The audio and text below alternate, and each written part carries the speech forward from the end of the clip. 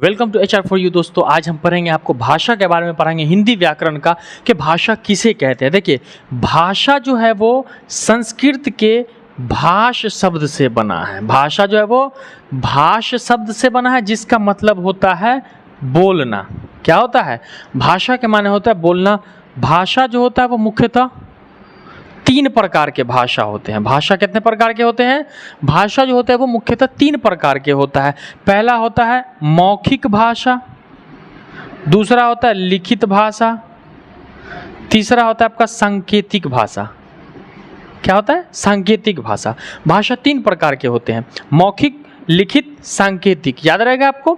अब हम मौखिक भाषा किसे कहते हैं? देखिए, मौखिक भाषा जो होता है, जो हम अपनी बात, यानी कहने वाला अपनी बातों को बोल करके किसी को कहता हो, उसे हम क्या बोलते हैं? मौखिक भाषा कहते हैं, जिसे इंग्लिश में हम ओरल कहते हैं। क्या कहते हैं? ओरल। जैसे इंटरव्यू होता है तो इंटरव्यू हम कैसे लेते हैं? पूछ के, तो वो मौखिक भाषा हो गई। तो भाषा की पहली श्रेणी कहती है कि मौखिक भाषा, यानी हम अपनी बातों को सुनने वालों तक जो बोल करके जो बात पहुंचाते हैं, उसे हम मौखिक भाषा कहते हैं। तो ये आपका मौखिक भाषा क्लियर हो गया।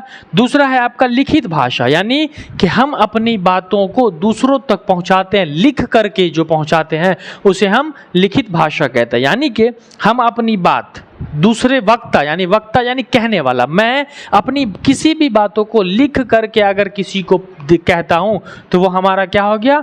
लिखित भाषा हो गया, यानी रिटन। ठीक है, ये समझ में आ गया आपको। अगला आपका सांकेतिक भाषा। सांकेतिक भाषा क्या होता है कि हम अपनी बातों को कहने वालों को इशारों के द्वारा कहते हैं। जैसे कि आप देखे होंगे, गूंगे आदमी को हम इशारा ही कर सकते हैं।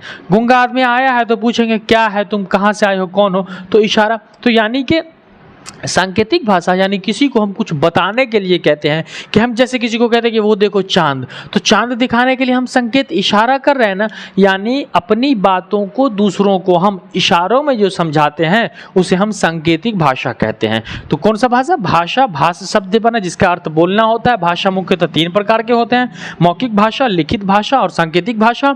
मौखिक भाषा हम अपनी बातों को दूसरों तक बोल करके समझाते हैं, उसे मौखिक भाषा। लिखित भाषा हम अपनी बातों को लिख करके कहते हैं, उसे हम लिखित भाषा। और सांकेतिक भाषा जो हम अपनी बातों को दूसरों तक इशारों के द्वारा समझाते हैं, उसे हम सांकेतिक भाषा कहते हैं।